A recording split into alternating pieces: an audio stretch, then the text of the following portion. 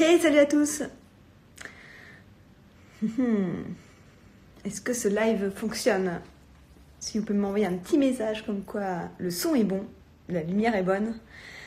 Et bonjour Amandine. Nickel. Nickel. Ça se connecte tout doux. On va pas tarder à commencer parce que je vous avoue que en fait, j'ai envie de vous dire plein de trucs ce soir et ça va être dur de tout caler. J'étais un peu ambitieuse au niveau timing, donc à 20h04 max on commence, si ça vous va. Donc j'ai testé un truc, pour vous faire patienter, je vous mets en exclu ma dernière vidéo sur le Japon, comme ça je teste une fonction et vous me direz si ça marche. Parce qu'en fait on peut partager des vidéos dans les lives, c'est tout. Ça marche?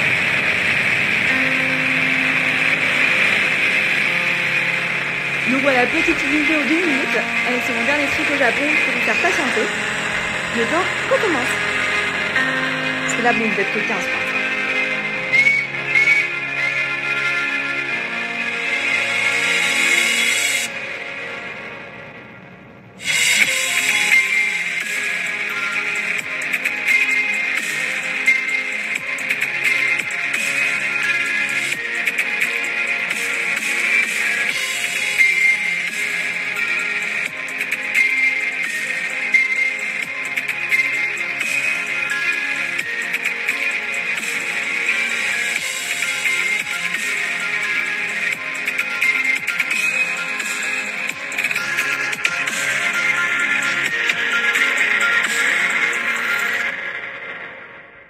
Hey, nickel.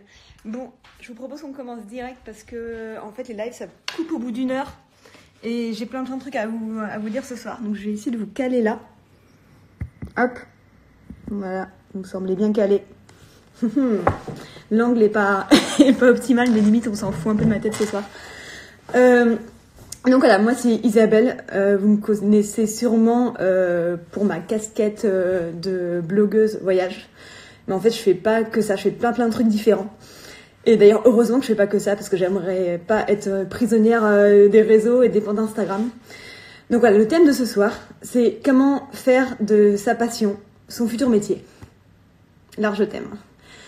Et du coup, dans une première partie, en fait, je vais vous parler un peu de mon histoire.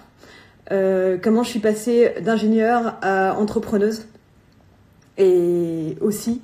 Donc là, je m'adresse plutôt à tous ceux qui sont salariés, qui sont pas forcément heureux dans leur vie, qui vont un peu au boulot à reculons. J'ai été comme vous, hein, les mecs. Et ou alors je m'adresse aussi à ceux qui viennent de tout quitter et qui sont complètement perdus dans leur vie. J'ai aussi été comme vous. Et enfin, dans la seconde partie, on va parler stratégie Instagram. On verra comment vous pouvez utiliser les réseaux sociaux en fait pour lancer votre activité. Et croyez-moi, c'est super puissant. Il y a plein de trucs à faire. Enfin, les réseaux sociaux, c'est quelque chose de génial. Enfin, en tout cas, moi, je crois à fond en les réseaux et en la bienveillance de l'humanité et tout ce que ça peut apporter. Donc, allez, c'est parti, on décolle. Je sais que vous êtes que 24 pour le moment, mais franchement, ça va être intense. Donc, je propose qu'on attaque direct. Juste, si vous pouvez me confirmer que niveau son et image, on est bon. Si quelqu'un peut me laisser un tout petit message, et puis on attaque.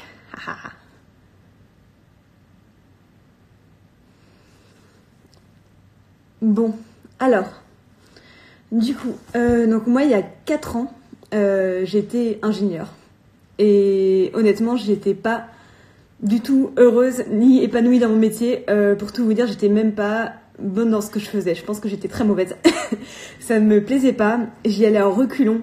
Je m'ennuyais tellement que une fois je me suis même endormie en réunion. Ouais.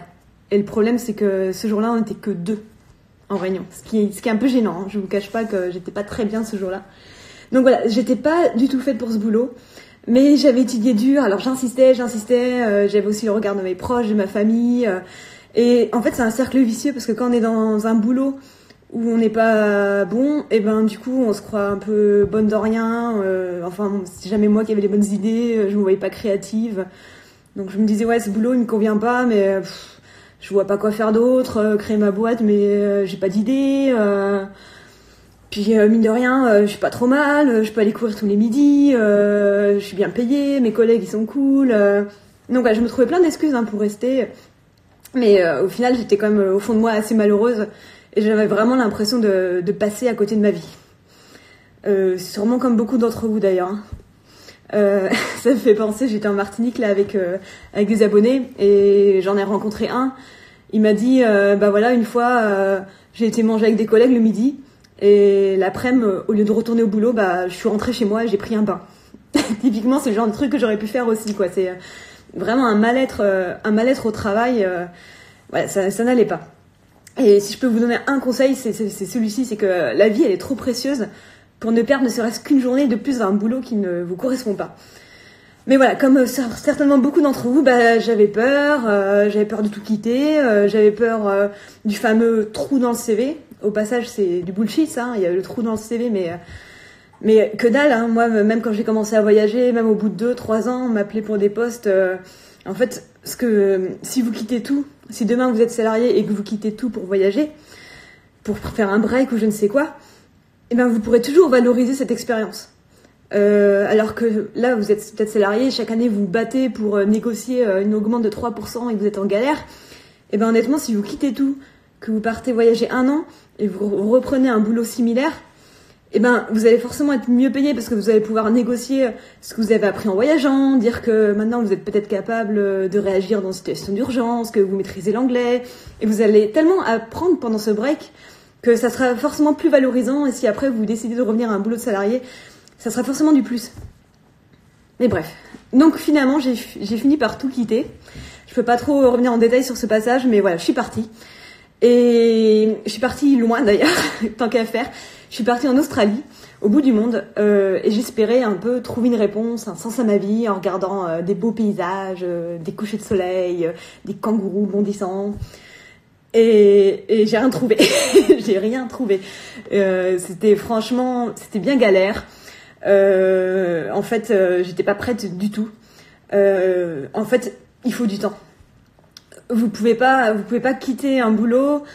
Enfin, comment dire? Vous pouvez pas trouver une idée tant que vous êtes en poste. C'est un peu comme une relation amoureuse, les mecs là. Souvent vous me dites j'ai envie de quitter ma copine, mais j'attends de trouver mieux.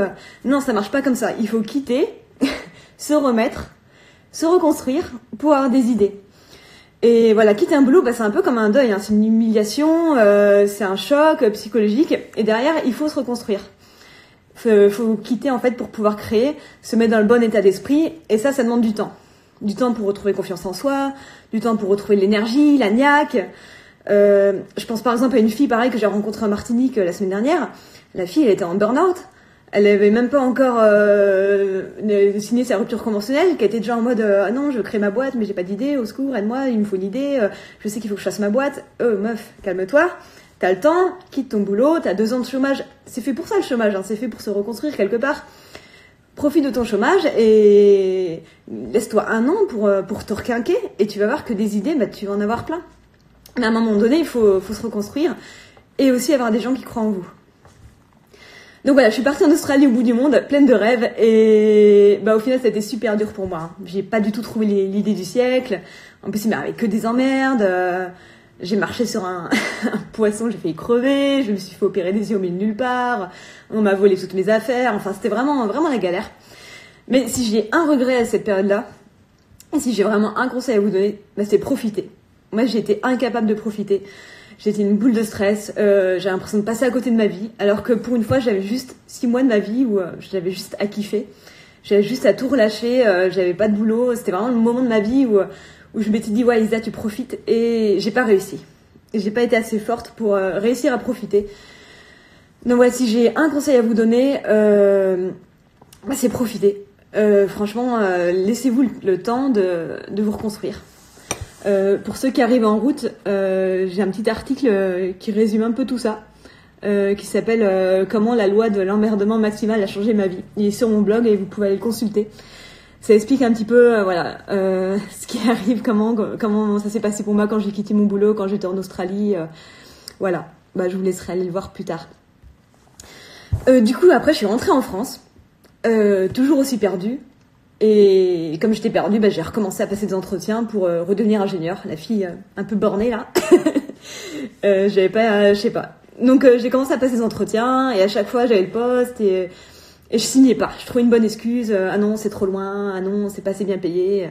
Et puis finalement, j'ai eu le poste parfait qui était sur place, super bien payé, super cool. J'allais signer. J'étais là, prête avec mon stylo et tout. Et j'ai eu un doute. J'ai dit au mec, mais au fait, y a des douches chez vous? Et il m'a dit, bah non. Et là, j'ai dit non. Non, je peux pas, je ne signe pas. Et je suis partie. En fait, ça m'a fait horreur, vraiment profondément horreur de savoir que dans ce boulot, bah, je pourrais plus y aller en vélo, je pourrais plus courir le midi. J'allais devoir faire que bosser. Et ça m'était insupportable. Et ça m'a fait réaliser vraiment que le boulot d'ingénieur, ça me faisait horreur. Suite à ça, j'ai fait un truc qui m'a vachement aidé, que je vous conseille vraiment de faire si vous êtes un peu perdu. J'ai passé un bilan de compétences qui a été entièrement financé par Pôle emploi et mon fonds de formation. Je n'ai pas sorti 1 euro. D'ailleurs, j'ai jamais sorti 1 euro dans ma reconversion. Les bilans de compétences, il y en a plein, il y en a des tonnes de différents. Si j'ai un conseil à vous donner, c'est renseignez-vous avant sur la personne. Faites pas un truc où vous allez juste cocher des cases et qui va vous dire vous êtes fait pour être boulangère, quoi. C'est pas l'idée. Moi, ce que j'ai eu, c'était vraiment un process qui a pris 4-5 mois avec une personne qui était finalement un psy, qui m'a aidé à bosser sur plein de trucs. On a vu plein de choses ensemble. On n'a pas parlé que boulot et ça m'a énormément aidé. Et le mec, il croyait à fond en moi. Il m'a dit, Isabelle, t'es créative, faut que tu montes ta boîte. Moi, je disais, mais non, pas du tout, j'ai pas d'idée, tu m'écoutes pas. Je te dis que j'ai jamais eu d'idée dans ma vie. Mes frères et sœurs, ils sont créatifs, ils font des dessins, ils font des sculptures. Moi, je suis celle qui fait des maths, quoi. Je suis pas du tout la créative. Et ce bilan, mais vraiment, il a changé ma vie. Comme ça prenait un peu de temps, mine de rien, parce que le bilan, ça a duré 6 mois, je culpabilisais un peu d'être au chômage. Donc, je me suis mis à faire plein de trucs. Je me suis dit, voilà, j'ai du temps, autant utiliser tout ce temps et cet argent que finalement me donne l'État pour devenir un peu une meilleure personne. Donc voilà, j'ai commencé à mettre à la photo, à la vidéo, et puis j'ai voulu un peu mettre mon temps à dispo des autres. J'ai créé un groupe Facebook pour les femmes qui aiment le trail, pour parler un peu de problèmes de nana, et puis une marque textile, bref. Et mon bilan a continué. Et là, je me rappelle, le psy m'a fait faire un exo hyper bien. En fait, il a demandé à mes proches d'écrire une lettre sur ce qu'ils pensaient de moi. Et je me rappellerai toujours, ma mère, je sais pas si elle est là ce soir, mais elle a écrit que, en fait, elle était pas du tout inquiète pour moi. Parce que elle croyait à fond en ma capacité à rebondir et qu'elle sait que je m'en sortirais toujours dans la vie. Et pour moi, ça a été vraiment un déclic. Parce qu'en fait, je me mettais des barrières, j'avais trop peur du regard de ma famille. Je me disais, merde, ils m'ont payé des études d'ingénieur super dures et moi, je fous tout en l'air. Et le lendemain, j'ai créé ma boîte. Donc, boîte de quoi? Vous allez me dire, parce que là, je pense que je vous ai un peu perdu. Donc, c'est mon 3e point. Saisissez les opportunités offertes par la vie. En fait, vous n'avez pas besoin d'avoir des bonnes idées. Elles existent déjà, mais je vous jure, partout autour de vous. Vous pouvez améliorer un produit, adapter un process. Par exemple, je sais pas, là, je reviens juste d'une semaine de kitesurf. La combinaison, elle m'a défoncé le ventre. Les filles, inventez-moi une combinaison qui défonce pas le ventre. Enfin, voilà, il y a plein... Vous allez voir, dans votre vie, il y a plein de trucs qui vous emmerdent au quotidien. Vous pouvez améliorer ces choses et créer une boîte. Il y a vraiment plein d'idées. Donc par exemple, moi j'ai vu qu'il y avait des super communautés de nanas autour du kitesurf et je me suis dit c'est cool, dans le trail, il n'y a rien. Du coup j'ai adapté ça, j'ai créé le groupe Facebook Trail en Trail. Puis rapidement les filles elles m'ont dit Isa, c'est trop bien ton groupe, on est 2000, 3000, mais on n'arrive jamais à se retrouver sur les courses. Et du coup elles m'ont demandé de faire une marque textile. Au début ça faisait un peu chier, j'avoue. J'ai dit ok les filles. Et donc j'ai commencé à leur demander ce qu'elles voulaient. Elles m'ont dit voilà on va un tour de cou, un bœuf. Elles ont eu l'idée, j'aurais proposé plusieurs designs, j'ai ma sœur qui m'a aidée et voilà. Voilà comment j'ai créé ma marque textile. J'ai rien inventé, c'est les gens qui me l'ont dit. Le côté blogueuse voyage, c'est pareil. C'est mes amis qui m'ont poussé à monter mon blog, ils m'ont martelé. Honnêtement, j'ai mis un temps fou à mettre sur les réseaux sociaux. Je trouvais ça narcissique, j'ai l'impression que ça n'intéressait personne. Il a vraiment fallu qu'on me le répète encore et encore pour que je m'y mette. Maintenant, je travaille aussi pour Nancy Magazine. Pourquoi ? C'est ma meilleure amie d'enfance qui est venue me chercher. Je travaille aussi pour Azure TV. Ça, vous connaissez peut-être l'histoire. En gros, il y a eu un requin, c'est lui, en Australie, qui m'a chargé et ça a été filmé. Et du coup, ça fait un énorme buzz. Et suite à ça, il y a toutes les chaînes de télé qui sont venues me voir, qui m'ont interviewé. Et voilà, ça fait un gros buzz sur les réseaux sociaux. Et suite à ça, j'ai la télé locale de Nice qui m'a bien aimée, qui s'appelle Azure TV, et je me suis mis à bosser pour eux. Et grâce à ça, eh ben, il y a des gens qui m'ont vu, et puis je me suis mis à animer des conférences, parce qu'ils m'ont vu à la télé. Et là, l'an prochain, je lance encore une nouvelle boîte, et bah, c'est juste parce que j'ai rencontré quelqu'un, et que je lui ai parlé d'un truc, il m'a dit trop bien, on le fait ensemble, et etc., etc. Donc les réseaux sociaux, franchement, c'est un super outil. Et pour peu que vous soyez un peu sympa, bah, ça va vous ouvrir plein de portes.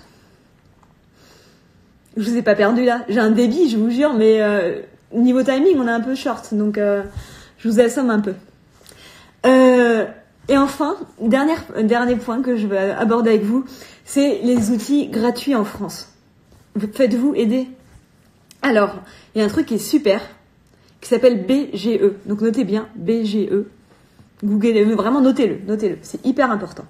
C'est gratuit, pour peu que vous soyez inscrit à Pôle emploi. Et c'est un accompagnement personnalisé pour monter votre boîte.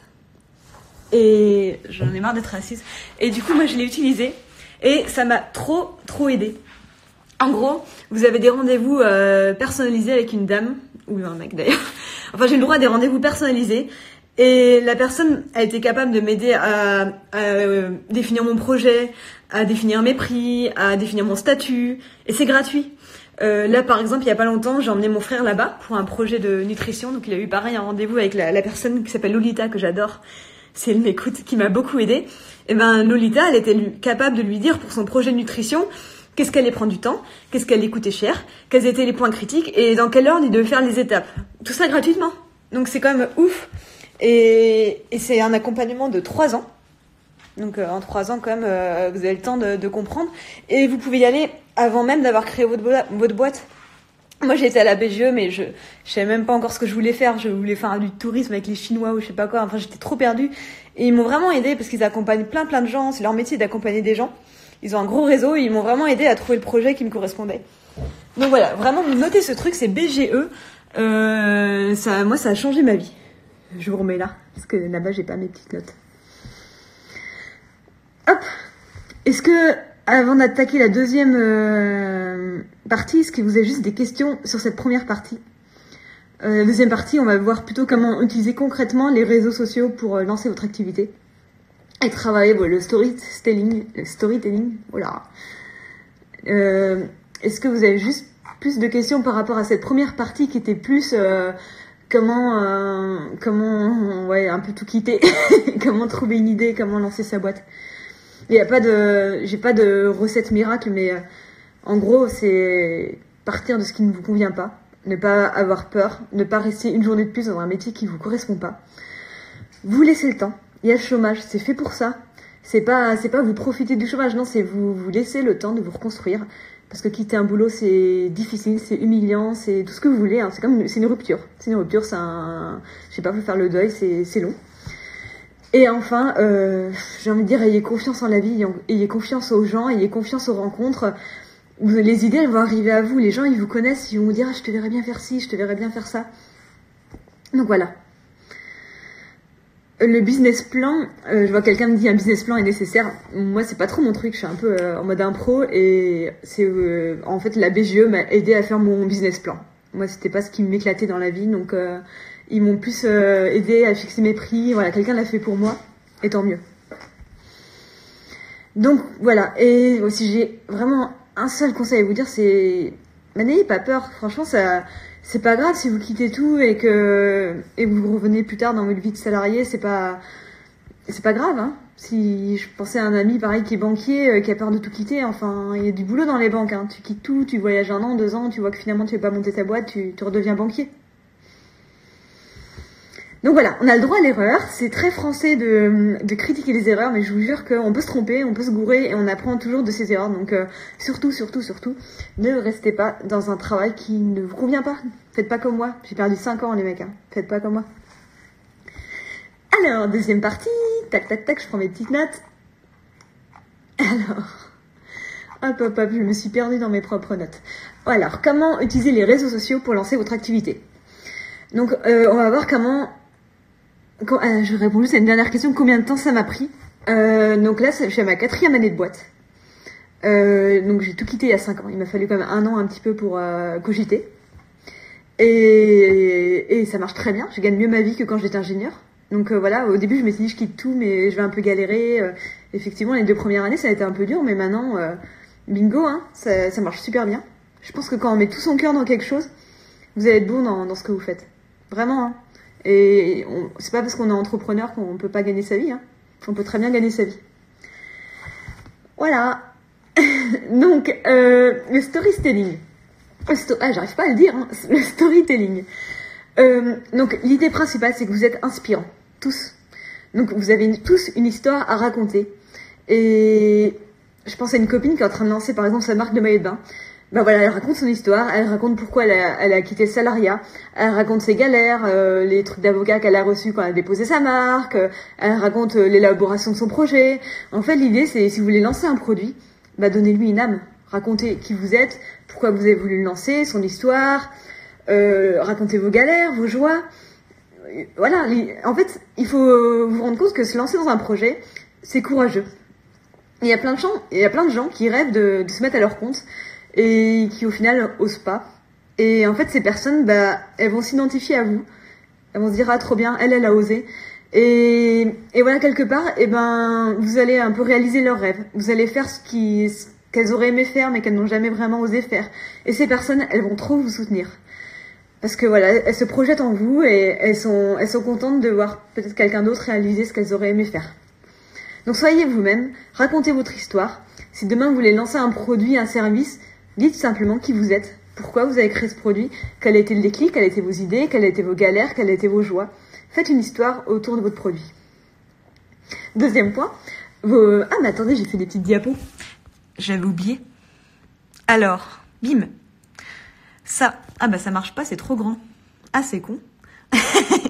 Je vous avais fait des petites diapos, comme ça vous aurez pu faire des screenshots, mais je pense que c'est mal dimensionné. Eh ben, on va le faire à l'ancienne. Alors, je ferai mieux la prochaine fois. Le deuxième point, c'est que vos abonnés, c'est votre meilleure source d'inspiration. Donc c'est ce que je disais, vous n'avez pas besoin d'avoir de bonnes idées. En gros, les autres, ils auront les idées pour vous. C'est ce qui s'est passé avec ma communauté Trail entre elles. Par exemple, c'est les filles qui m'ont dit, Isa, on veut une marque textile pour se reconnaître. Voilà, faites confiance à votre communauté. Et troisième point, si vous voulez vendre un produit, impliquez votre communauté. Faites-les participer à l'élaboration de votre projet, laissez-les choisir la couleur, la forme, demandez-leur vous préférez rose ou bleu. En fait, si les gens ils participent à votre projet, à votre produit, ils auront trop envie d'acheter plus tard, ils se sentiront un petit peu créateurs. Donc impliquez les gens. Là j'ai un super exemple avec la communauté Trail entre elles. Il y a pas longtemps, j'ai sorti. Je vais vous le montrer. En fait, j'ai sorti un bandeau jaune. Je vous montre ma petite boutique comme ça, je vous emmène. Hop. Ça ressemble un peu à rien. Donc voilà, j'ai sorti ça, un bandeau jaune. Donc j'ai dit aux filles, voilà, est-ce que ça vous dit un bandeau jaune Donc il y en a qui m'ont dit oui, et d'autres qui m'ont dit ouais, franchement Isa, le jaune, c'est pas ma couleur. Et comme je sentais pas trop, j'ai fait un financement participatif. Et j'ai dit voilà, si on arrive à je sais plus combien, c'était 250 précommandes, on sort le bandeau jaune, sinon on laisse tomber. Et voilà, au bout de 200 précommandes, ça couille un peu. Il y a plus de précommande, ça avance pas. Et voilà, le bandeau jaune va pas sortir. Et là, j'ai toutes les filles qui sont mobilisées et qui ont dit voilà, Isa, franchement, tu as mis du temps et l'énergie dans ce bandeau, on veut le voir sortir. Donc moi j'aime pas la couleur, j'aime pas. Je le donnerai à quelqu'un, mais je l'achète. Et ça c'est ouf quand même. Donc j'ai réussi. Les filles, elles ont quand même acheté mon produit alors qu'elles l'aimaient pas, mais parce que en fait elles se sentaient impliquées dans le projet. Merci les filles, si vous me suivez, moi je suis contente parce que moi j'aime bien le jaune, pour le coup c'est ma couleur préférée. Donc voilà, impliquez votre communauté, vous imaginez pas le pouvoir des communautés et la bienveillance des gens. Moi je crois à fond à la bienveillance des gens, mais vraiment. Hop. Alors, ça m'embête que mes petites diapos elles marchent pas parce que c'était trop cool. Ah, c'est trop grand. Je voulais juste, je vous les enverrai, je trouverai un moyen. Du coup, on va plutôt parler maintenant de pur Instagram. Comment avoir un compte Instagram performant. Donc la première étape, c'est soigner ce qu'on appelle la bio. C'est la première ligne qu'il y a au-dessus sur votre compte. Faut que les gens puissent comprendre ce que vous êtes. Mettez des petites émoticônes sympas. Expliquez, vous pouvez mettre votre petit hashtag. Faut vraiment faire un truc séduisant, clair et précis.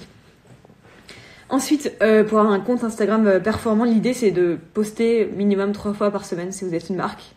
Et rester présent dans les 30 minutes après un post. Faut être là, faut taper. En gros, l'algorithme d'Instagram fait que c'est l'interaction des premières minutes qui fera que votre post sera visible ou non. Donc si vous postez et que vous barrez, c'est mort. Il faut répondre aux gens, il faut rester 30 minutes après. Non, enfin voilà. Utilisez à fond le système des stories. Donc les stories, en gros, ça me permet de montrer un peu les coulisses de votre entreprise. C'est l'endroit un peu fun d'Instagram. Les posts, c'est plus le truc un peu carré. Les stories, voilà, vous lâchez, vous montrez un peu comment ça se passe dans la réalité, vos gaffes, etc. Poster, moi je pense qu'il n'y a pas besoin de poster à heure fixe, ni au pic d'influence, parce qu'aujourd'hui tout le monde poste à 20h, parce que tout le monde est connecté à 20h, donc finalement, l'un dans l'autre, moi je n'y crois pas trop. Par exemple, je sais pas si vous connaissez Marine Leleu, elle a très bien réussi, elle poste à 5h du matin. Donc voilà, postez un peu quand vous voulez, vous prenez pas la tête. Et ne délaissez pas Facebook pour autant. En ce moment, Facebook, ça marche très bien. Donc, utilisez à fond Facebook. On va parler un petit peu hashtag. Ne mettez pas des grosses listes de hashtags sur Instagram. Le but, c'est que juste Instagram comprenne la thématique de votre compte. Comme ça, il sera en mesure de suggérer aux internautes de s'abonner à vous quand ils consulteront un profil un peu similaire au vôtre. Donc voilà, faites pas mettez 6-8 hashtags max, ça suffit. Il faut qu'ils soient pertinents. Et évitez les hashtags à la con, genre like for like ou des trucs comme ça, parce que ces hashtags sont blacklistés. Et du coup, vous allez être pénalisé par Instagram. Donc voilà, moi je mets des hashtags genre voyage, week-end, kitesurf, des trucs très basiques, hein. Je vais pas chercher des hashtags bizarres. Et vous pouvez aussi créer votre propre hashtag qui vous correspond et ainsi vous créez une identité. On en revient, créer une identité, hyper important. Pourquoi on s'abonnerait à vous? Est-ce que c'est pour la qualité de vos visuels? Est-ce que c'est parce que vous écrivez super bien? Est-ce que c'est pour votre humour, vos coups de gueule, votre histoire, vos bons plans, votre inspiration? En fait, vous devez avoir un truc qui vous différencie des autres. Aujourd'hui, sur Instagram, tout le monde fait des belles images. Donc, il faut faire des très belles images ou alors il faut apporter autre chose, quoi. Créer de l'interaction avec vos abonnés, poser des questions à la fin des posts, faites-les participer, créer des sondages. Et moi, ce que je peux vous conseiller, c'est d'imaginer un objet qui vous caractérise. Je sais pas depuis combien de temps vous me suivez, mais j'ai fait par exemple du kitesurf avec une grosse bouée flamant rose que j'appelais Flammy et que j'ai emmenée partout dans le monde. Je sais pas si je peux vous mettre la photo. Et en fait, oula, vous êtes tombé. Et non, j'arrive pas à la mettre. Mais en gros, ce petit Flammy, ça fait que les gens ils m'ont identifié à un flamant rose et c'est trop mignon parce que je reçois plein de flamants roses comme ça ou là j'en ai un, il est un peu désolé Johanna, celui-là il a pas trop mais du coup je reçois plein de flamants roses par la poste où les gens ils me taguent sur les flamants roses et je trouve ça super mignon quoi. Donc essayez vraiment de créer votre identité, un objet qui vous caractérise, votre image de marque en fait. Après, je vais juste parler d'un autre point hyper important, ce qu'on appelle le follow-unfollow. Je sais pas si vous connaissez le follow-unfollow. En gros, imaginez, demain, vous voulez créer une marque de maillot de bain, on va revenir encore là-dessus. Et vous pourriez être tenté d'utiliser un robot qui va s'abonner à tous les gens qui suivent le compte Billabong, par exemple. Donc, vous prenez un robot qui va s'abonner à tous les abonnés de Billabong et qui va ensuite se désabonner automatiquement. Ça fait que les gens vont sûrement s'abonner à vous en échange. C'est ce qu'on appelle le follow-unfollow. C'est vachement utilisé sur Instagram. C'est d'ailleurs souvent une méthode qui est vendue quand vous voyez des formations Instagram, des trucs comme ça. En fait, ils vous vendent du follow-unfollow. Alors, ça marche relativement bien, mais c'est relatif. En fait, si vous allez faire du follow-unfollow, les gens vont effectivement s'abonner à vous, mais ils seront pas hyper intéressés par votre produit. Ils seront plus abonnés en échange. Et ça fait que vous allez avoir une communauté qui est pas très engagée. Et du coup, c'est un cercle vicieux parce que si les gens sont pas engagés, ils vont pas commenter, ils vont pas liker et ça fait qu'au final, il n'y a pas beaucoup de gens qui vont voir votre publication. Donc, du coup, après, vous serez obligé d'acheter des likes. C'est souvent ce que font les gens. Hein. Ceux qui ont fait du follow-unfollow pour récupérer le coup, ils achètent des likes, ils achètent des commentaires, ils s'en sortent plus. Donc, c'est vraiment quelque chose que je vous déconseille. C'est quelque chose qui est vendu dans toutes les formations Instagram. N'achetez pas ces formations, c'est des grosses arnaques. On vous vendra du follow-unfollow et des pods. Hein. Donc, c'est que de la triche. Et pour vous dire, aujourd'hui, un influenceur qui fait du follow-unfollow, il est blacklisté. Hein. Il bossera jamais avec des agences, il bossera jamais avec des marques. C'est vraiment quelque chose que je vous déconseille. Et du coup, sur le même registre, acheter des abonnés, mais c'est juste le faites jamais, quoi. Vous allez vous retrouver avec plein de comptes qui vous suivent. Et ces comptes n'auront aucune interaction avec vous. Et du coup, votre engagement va chuter. Et du coup, votre compte, plus personne ne le verra. Donc voilà, si jamais vous avez acheté des faux abonnés, je vous conseille vraiment de les retirer un par un. C'est un peu fastidieux, hein, mais c'est la seule solution qui existe. Et c'est le seul moyen de sauver votre compte. Ou alors, vous recommencez de zéro. Mais vraiment, n'achetez jamais d'abonnés. C'est la pire chose que vous puissiez faire. Et enfin, je dirais, soyez curieux. En fait, l'algorithme d'Instagram, il change tout le temps. Il y a toujours plein de nouveautés. Donc, on a des super sites, genre HypeAuditor. Je sais pas si vous connaissez HypeAuditor, donc H-Y-P-E, Auditor. Ça permet de scanner votre compte gratuitement et en payant, vous pouvez voir les comptes des autres. Et du coup, vous pouvez un peu comprendre ce qui marche pas. C'est pas mal. Donc voilà, soyez curieux, essayez de comprendre un petit peu comment ça marche. Et vraiment, HypeAuditor, si un jour vous devez bosser avec des influenceurs, pareil, vous le passez un coup dans HypeAuditor. Vous allez voir tout de suite si la personne a triché, si elle a acheté des abonnés, si elle a acheté des likes, si elle est efficace. Donc voilà. En fait, j'ai fini. J'ai été super rapide. Je sais pas si vous avez des questions, les amis. Je vous mets, pour ceux qui me connaissent pas, je vous mets mon petit compte Instagram, c'est celui-là. N'hésitez pas à me suivre. En gros, c'est du voyage et du sport. Et donc, je suis ce qu'on appelle influenceuse voyage. Donc, l'idée, c'est que je travaille avec des offices de tourisme et des agences de voyage et je leur vends des images et à la fois des vues du fait que vous êtes nombreux à me suivre. Voilà, mais c'est un peu fatigant de me suivre. Il y a du sport, faut aimer le sport. Donc, si vous avez des petites questions, n'hésitez pas. Sinon, je pense qu'on va arrêter là. Moi, j'aime bien le rapide et l'efficace. Hop. J'essaie de regarder, je vois qu'il y a un onglet questions. Je maîtrise pas trop l'outil des lives. Hop.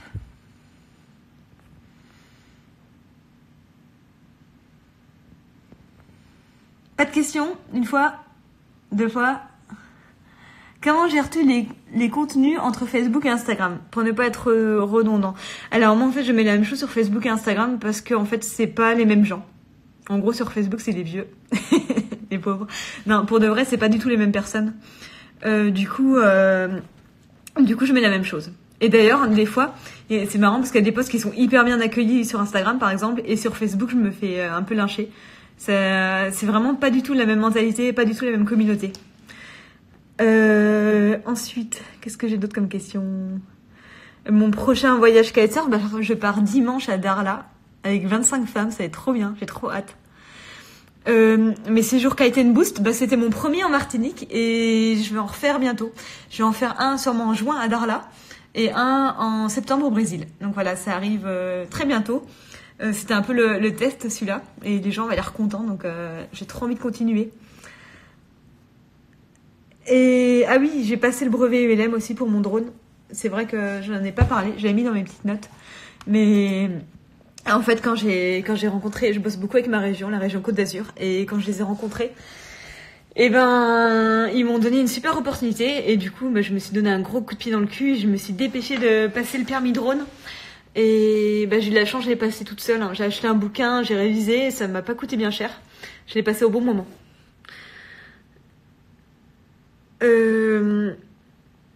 Est-ce que dans ton bilan de compétences, tu as eu des nouvelles directions à explorer ou est-ce que tu avais déjà les idées de ce que tu voulais? Non, quand j'ai fait mon bilan de compétences, je n'avais aucune idée de ce que je voulais faire. Vraiment. J'étais perdue. Et j'ai beaucoup aimé le bilan que j'ai eu parce qu'en fait, le mec m'a fait faire des choses que je voulais absolument pas faire. Et ça m'a conforté dans le fait que je voulais juste plus faire ça. Et il a aussi cru en moi. Je pense que j'avais vraiment besoin qu'on croie en moi. Il m'a montré que je pouvais vraiment faire plein de choses, que je pouvais créer ma boîte, que j'avais déjà créé pas mal de choses sans m'en rendre compte. Donc voilà. En fait, les bilans de compétences, faut pas s'attendre à ce que vous remplissez des cases et que le mec va vous sortir une solution de son chapeau. Hein. Ça marche pas comme ça. C'est pour ça que je vous conseille vraiment de prendre un bilan avec une approche très psy qui dure dans le temps, qui dure sur plusieurs mois. Parce que c'est un process, c'est long. Hein. Se réinventer, c'est de la souffrance un peu, hein. Enfin vous verrez, mais ça vaut le coup, ça vaut vraiment le coup. Sans le requin et le boss, tu penses que tu aurais pu décoller aussi vite? Ouais, en fait, le requin, je raconte ça parce que c'est rigolo, mais en vrai, ça m'a fait gagner 1000 abonnés, donc ça a pas changé ma vie. En plus, j'ai gagné des abonnés surtout australiens, donc non, c'est juste une histoire rigolote. Mais ça a pas vraiment changé ma vie. Sauf que maintenant, j'ai peur des requins dans l'eau. Comment tu écris Hype Auditor? Alors, Hype Auditor, c'est Hype Audi Tor. Je suis perdue. Auditor, ouais.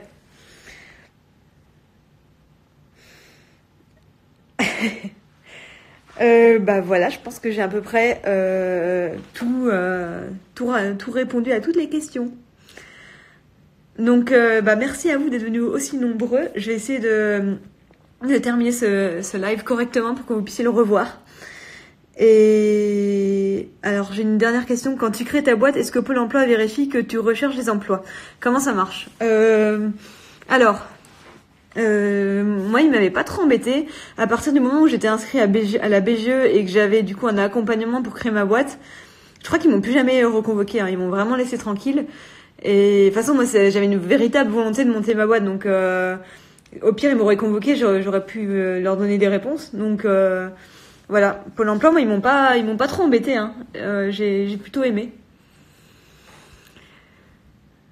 Voilà. Je vous l'écrirai, ouais. Je vous ferai un petit... Alors, si vous voulez, venez sur mon petit profil et je vous ferai un vite fait récap des choses que j'ai dit ce soir. Voilà, voilà. Bah, bonne soirée à tous. J'espère que ça a été utile. N'hésitez pas à m'envoyer des petits messages. Promis, je vous répondrai si vous avez besoin d'un peu d'aide. Et je vous souhaite une très belle soirée.